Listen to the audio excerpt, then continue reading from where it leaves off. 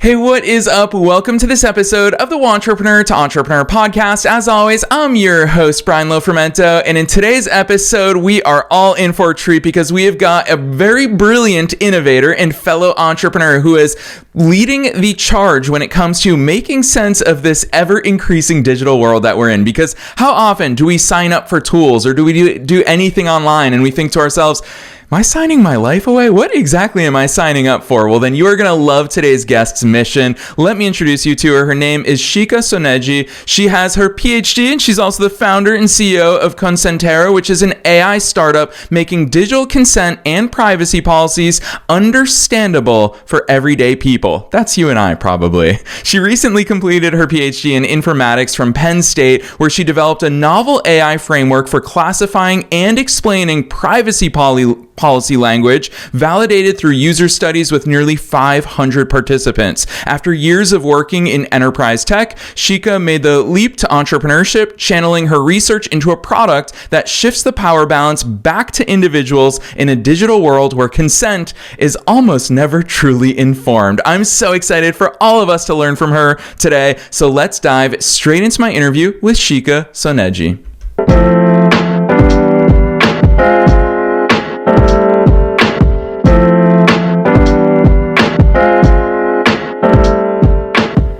All right, Shika, I am so very excited that you're here with us today. First things first, welcome to the show. Thank you so much, Brian. I'm so glad that you're here because I will say that your business is one that is so needed in today's world, and it's actually going to increase in need every single week that passes. But before we dive into your business, let's start with you. Take us beyond the bio. Who's Shika? How'd you start doing all these cool things? Sure. Thank you so much, Brian. Hi, this is Shika. I grew up in India and I have always been a very curious person. So the kind of kid who asked a million questions about everything. Some people loved it. Some people literally ran away from me. So I was also an artistic kid. I was into painting. I actually held exhibitions in town halls and I am a professional dancer. I used to perform at various different events over different years. I also have different certificates. So it's like I have always been this kind of a blend of analytical and creative energy. So I came to the US to pursue my master's degree from Stevens Institute of Technology, that's in New Jersey. And that's where my journey in tech and research really took off.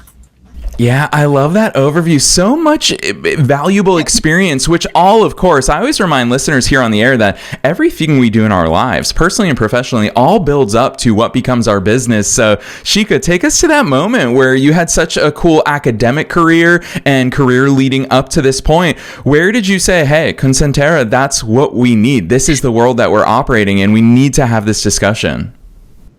Okay. Yeah, sure. So I would say it was not a single lightning bolt moment. It was actually a slow build.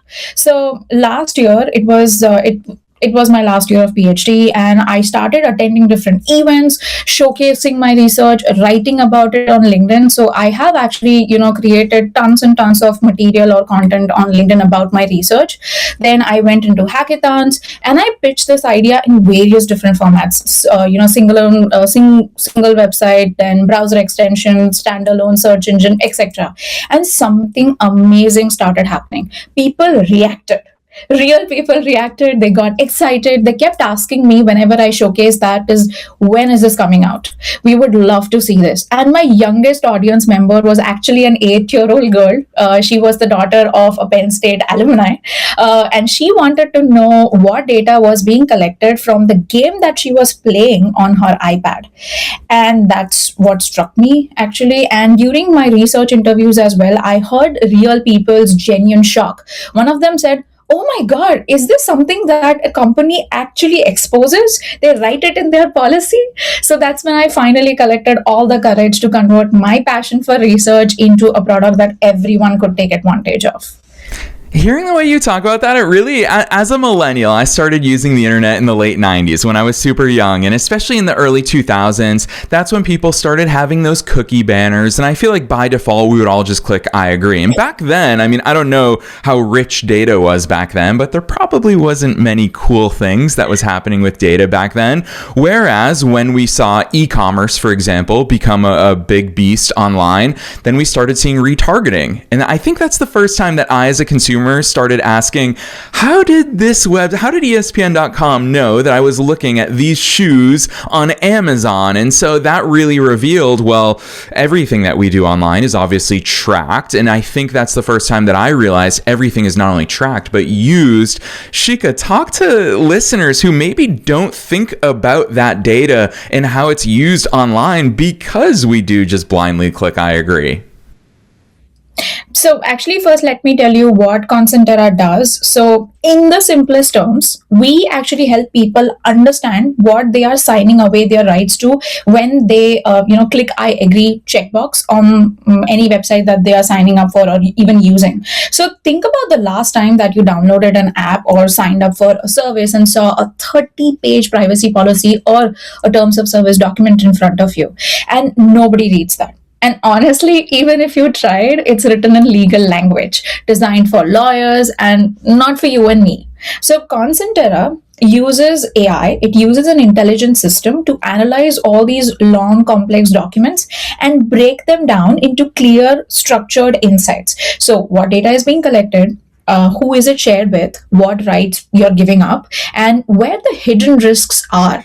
So we are basically translating that legalese into plain language so people can make informed decisions. Now, when I speak to people, they are not very much motivated to read these privacy policies.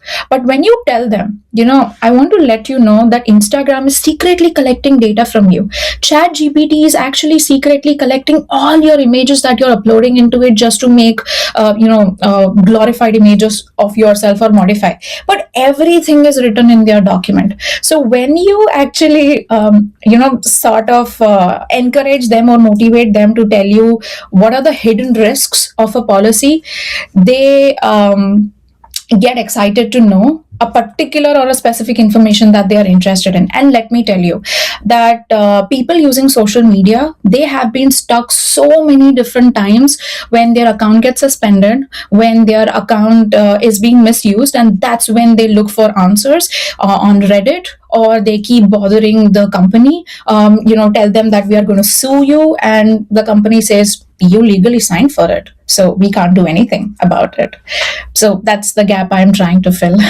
Yeah, I love that. And it's an important gap. And you're right. Most of us don't even think about that. And Shika, I'm going to, with my listener hat on, I'm going to imagine what I think a lot of us as consumers feel, because we're talking about the fact that you and ConsenTerra are empowering us for the first time ever. Because you're right. I have clicked through to the terms every once in a while, just out of curiosity, because also I'm a business owner, of course. We all need to have terms of service on our website. And so I'll be curious and click through there. But I think a lot of us get a little discouraged and feel disempowered when we think, well, what do I do about this? Okay, if these are their terms of service, what do I do about it? What's your response there? So what you do about it, I'm going to actually tell you that 100% you cannot take control of the, the service. You cannot control what they are collecting and what they are not collecting. But what you can do is maybe do some necessary actions, like, opt out of promotional communications, regularly change your passwords, make sure that there is no security breach, because if you if you keep your cookies on, if you let the tracking pixel or tracking essential cookies, if you keep that on, that's how your data is going to be collected. And you'll always be bothered by scammers or, phishing emails that sign up for this loan. Do you want something like this? So I would say that there are certain actions that are in users' control. Yeah, and that's important. And obviously, I mean, dating back again, I'm going to keep leaning on the fact that I'm a millennial, is that I remember when Google Chrome started having Chrome extensions and plugins. And that was the first time where I thought to myself, oh, I can at least somewhat limit the cookies that I either am sharing or storing. And I think that that's one clear step. But the fact that you're using AI to enable this, I think that it goes to such a different depth that we previously haven't been able to. Because Shika, you know even better than I do that a lot of these terms of service that we agree to are so long. Even if we did scroll through it, we're not going to dissect that. Talk to us about that AI element, because clearly you saw in the marketplace, hey, there's this amazing technology that we can use for good. Talk to us about the depth that it goes, the processing, the knowledge base behind it, how that is our key advantage as consumers when it comes to that empowerment. So I'll be honest with you that my PhD has been a very rigorous process. I also wanted to mention that I was doing a full-time PhD at Penn State University, along with being a full-time data scientist at ADP. So I used to work on both the sides, but I tried my best working as a PhD student on the research that I was interested in. So basically, while talking to people, so I've conducted two different surveys, one with 500 people online through Prolific, and one with 15 participants with a 60-hour session. So the way my knowledge base works is that I use manually curated data that has been curated by law experts. It's a team of 12 experts, and I actually took inspiration from one of the crowdsourced website that is called as Terms of Service Didn't Read. I would do like to give them credit because that has been live, I think, since 2012. I think they were a team of 12 people who manually reviewed around 460. Sorry if I don't get the number right, but 460 websites, privacy policies, terms of service, cookie policy, data policy, and they reviewed everything, and they kind of created a policy skeleton of what should be present in a privacy policy, what should be present in a legal document of any website. And they came up with some labels. For example, if I tell you security or payments or data collection, third party collection, and so on, I can just go on. So that's something that I took inspiration from. And I also actually apply, I don't want to go a lot of technical into this, but I use a natural language processing model to do some classification. And then I also create an ontology. Think of ontology as Google Maps. So in Google Maps, the way that you have the hierarchy is you have continents, you have countries, then states, then counties, towns, cities, etc. And that's exactly how my ontology of privacy works. I have big documents. Then I have separate types of documents, document types, then I have the headers, I have some sections, I have subsections. So basically this gives user control. If they want to look at Netflix's refund policy, they just, select that I want to look at the fine-grained category of refund policy, and that's the summary that they get about Netflix's, whatever they are talking about, the subscription, or whatever they are talking about, the refund amount, or it will be refunded within 30 days, etc. So it's actually a blend of ontology, two different surveys that were conducted, heavy surveys that were conducted, and lastly, I'm going to say that every person thinks in different way. Every person's privacy behavior or attitude is going to be different. So out of the survey data that I conducted, I got about 6 different personalities. It's like fundamentalist, realist, cynics, then some tinkerers. There are also some unconcerned people, by the way, and privacy realists were, I'll tell you this, it might be a shock, but out of 500 people, only 1.6% of them were actually privacy realist. And that matches the research that has been done in the past, which is fewer than 1 in 5 people in the world actually are interested in knowing what's the content of these privacy policies, and they have taken the action to read them. Sorry, that was long.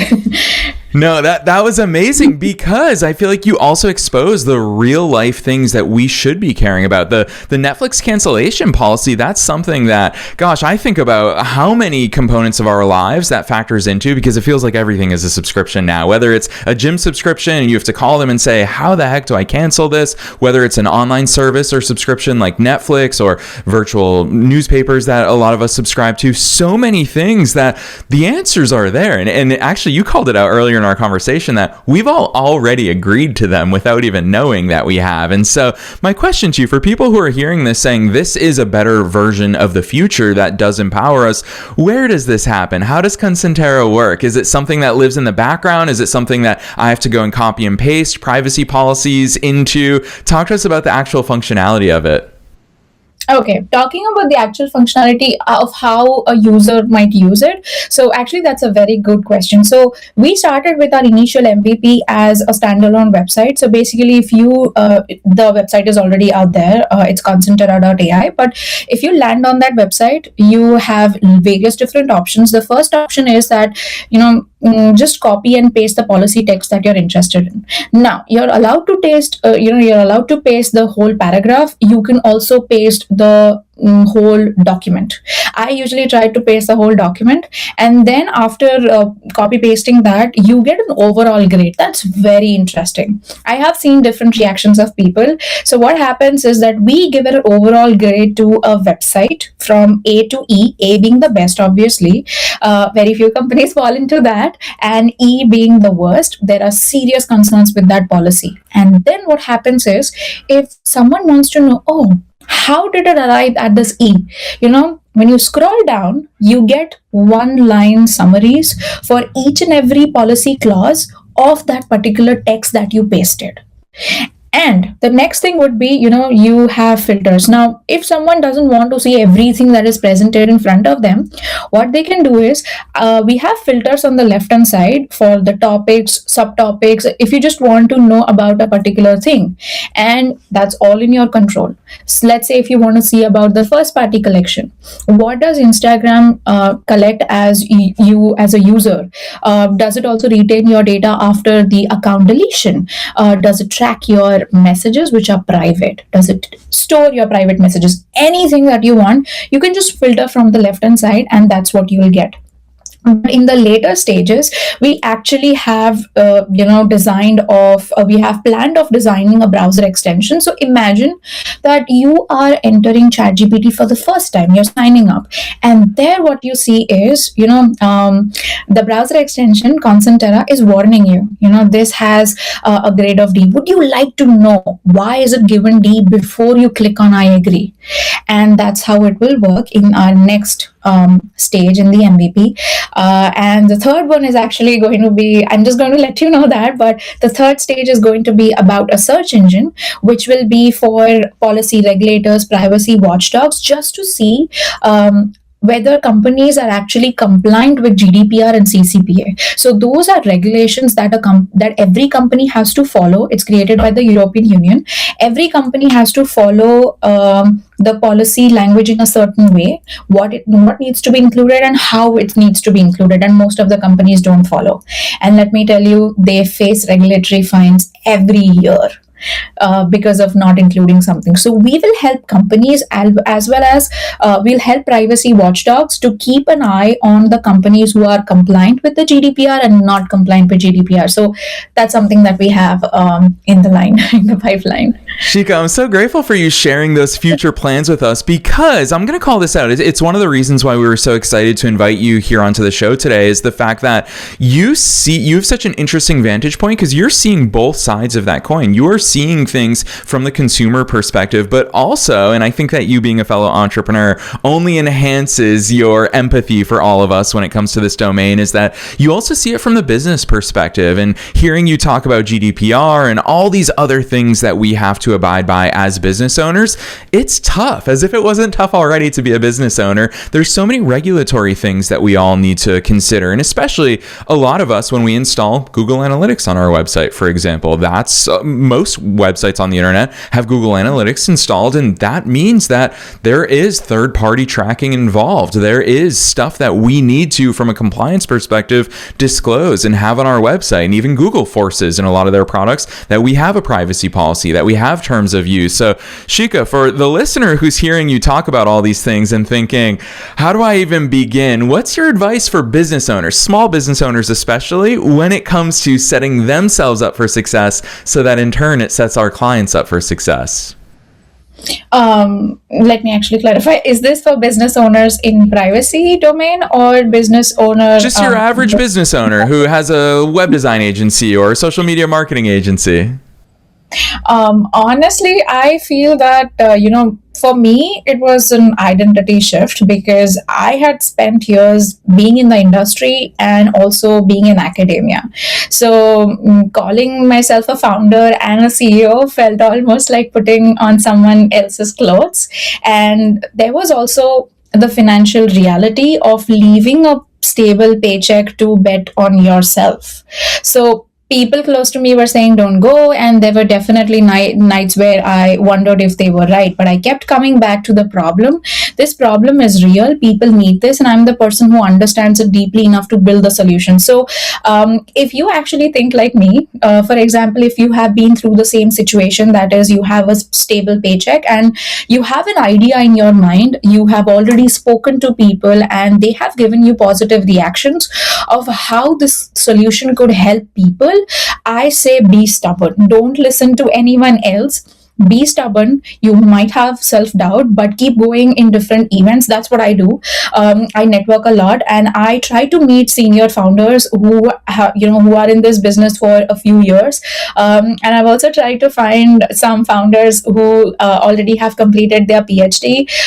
May not be the same, like they are converting their research into product, but something else.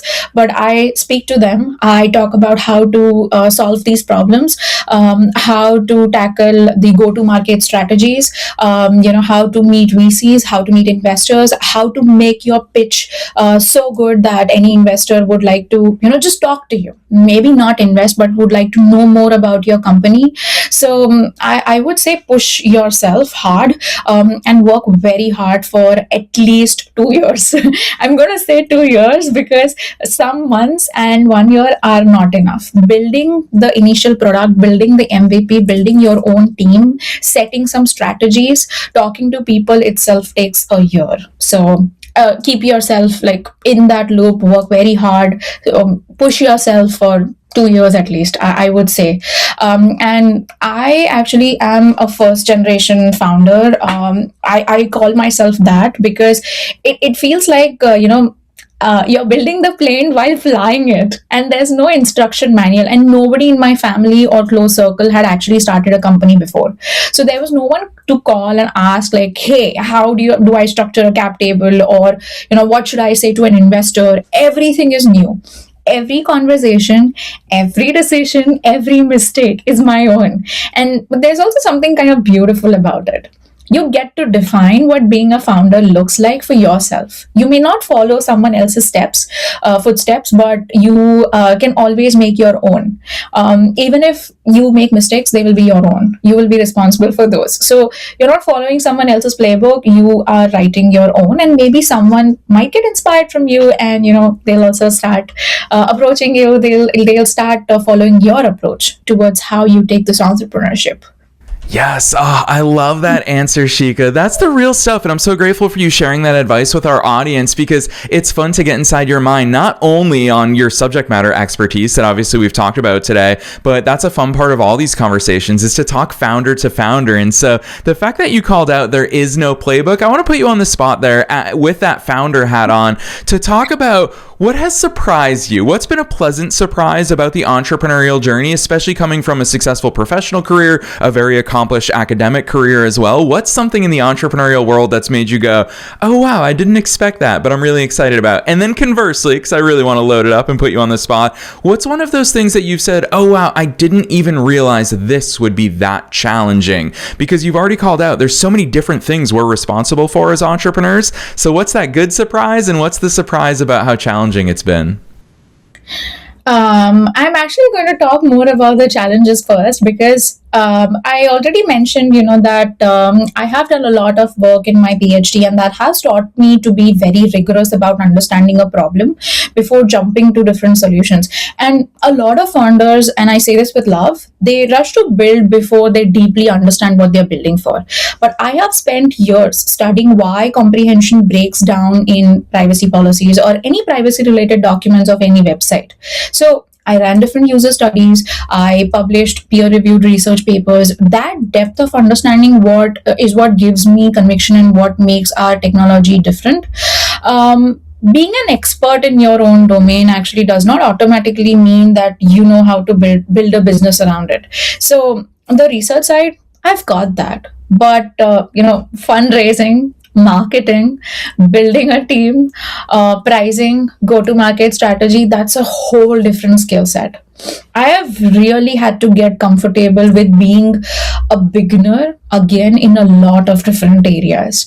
And for someone who is competitive and likes to know what is she doing, I mean, that's been humbling, but on the good side, that's also very, very exciting because I have gotten into different communities, I've gotten into different groups as well now, and I have started to introduce myself to the community out there of early stage founders and even VCs who have just gotten into the market since a year or so, and I go and meet people. I have also started giving pitches at different events about the company, even though it's early stage. I would like to know from them what could go wrong, what is going correct, am I in the correct right direction or not.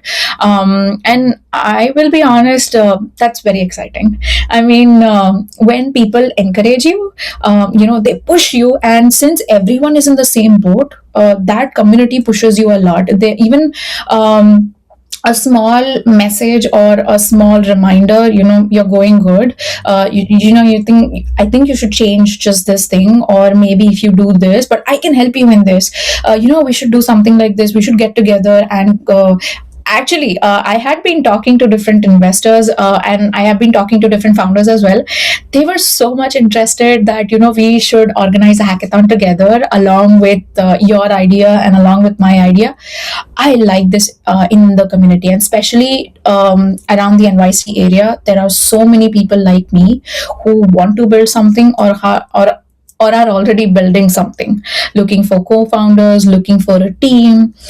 We help each other. So I would say that is the best part while I am discovering in this journey.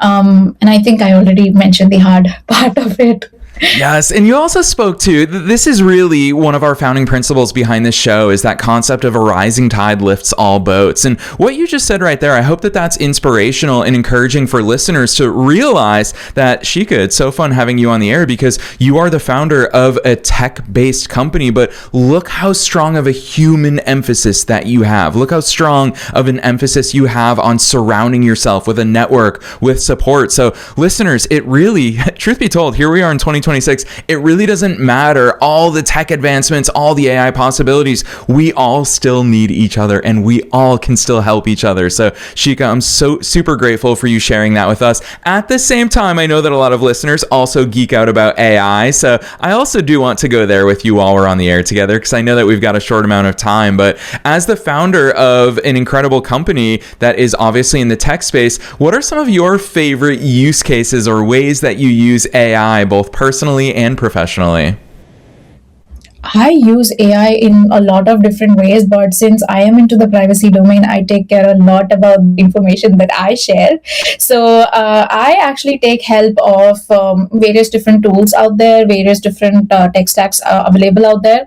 While going to hackathons, I'm going to be honest, while going to different hackathons, I came to know about so many tools and technologies out there that I could use either to build a website or to host my my own website or even to deploy my website or application, then I saw so many related to game theory. If I want to create a game, something like that is already available as a tool for me. Then there were different ideas that people used to discuss about various domains like healthcare, even gym, or something like a nutrition label providing to an application that provides a nutrition label for different groceries that you buy. And I would say the most AI tools that I have used in my PhD will be more about writing, uh, because the thing is, I'm very good in presenting. I'm very good in presentation. That's one of my strongest asset. But while it comes to writing in an academic language, that's something that I've learned from my husband, who is also a PhD, and my mother, who is a PhD in English literature, but also from my advisor.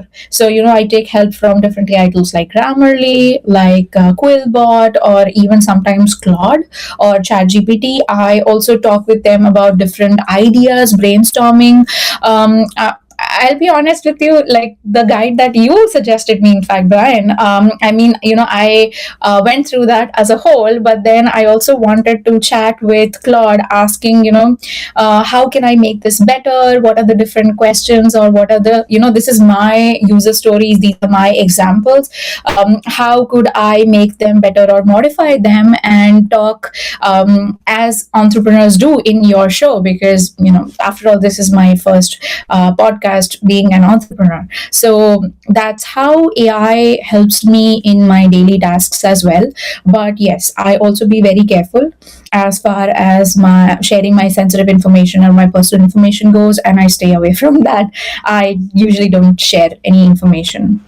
Yes. Shika, it's so cool to hear behind the scenes of how other people are using it to enhance it, even in the preparation for our conversation today, which I will say, as the host of more than 1,400 episodes, I'm mind blown that this is your first one. No one would ever be able to tell. So huge shout out to you as a founder who's putting yourself out there, obviously to serve others. And Shika, I knew that time would fly by, and you've dropped so much knowledge and advice and wisdom and experience on us today. But for listeners who are loving this stuff and they're so excited to go deeper into all the great stuff that you're doing, one, if you have any parting words of wisdom or advice that you want to drop on them, feel free to share that. But then two, really importantly, I'd love for you to tell listeners where they can go deeper into all the great work that you're doing at ConsenTerra, how we can start leveraging it on the consumer side to start understanding what it is that we're signing up for. Drop some links on us. I'll kick it back to you. Yeah, of course. As far as finding me goes, I am available on LinkedIn. I would say 24/7, because I post regularly about digital consent, AI privacy, AI governance, and also I have just started with the founder journey. You can always find me at Shikha Soneji on LinkedIn, and I will definitely drop my personal website, my GitHub website, as well as my ConsenTerra website into the chat. And I would love to connect with anyone who resonates with this mission. Whether you're a potential user, a potential partner, or just someone who is very curious to know what you're agreeing to online and what digital rights you're signing away, just feel free to reach out. And I love talking about this stuff, actually. Like I said, I am the person who picks your brain until you run away. Final words, I am actually just going to say this. The thing that you're obsessing over, like I did, the problem that you can't stop thinking about, the expertise that you have built over the years of work or study, or even research, that might be a business. And you don't need permission from anyone to go build it. You don't need a perfect plan. You don't need everyone around you to agree. You just need enough conviction in the problem to take the first step. For me, that first step was showing up at a hackathon with nothing but my research skills and a belief that people deserved much better than this.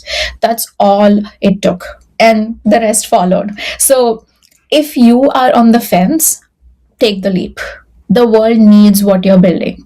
And also keep in mind that, be nice to people, be kind to people. You don't know what their problems are. This is something that I've learned the hard way, but I really want to put it out. And if you're sad, this is something that my mom says, that if you're sad, just go and talk to other people and you'll realize that you're just a pod in the sea. I think that's what they call it. Also one last thing, which is, I've been told since my childhood that time can be spent by watching TV or by playing outside the whole time, or that same time can also be spent doing some work, reading a book, or gaining some knowledge. So it's your choice. Choose wisely. Yes, That's I so think well all I said. can say.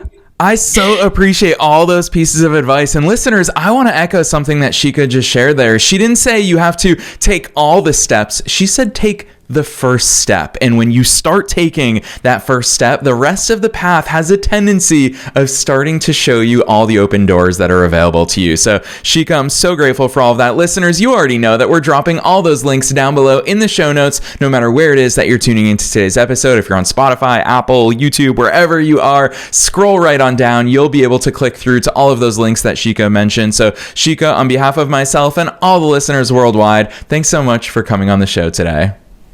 Thank you so much for calling me.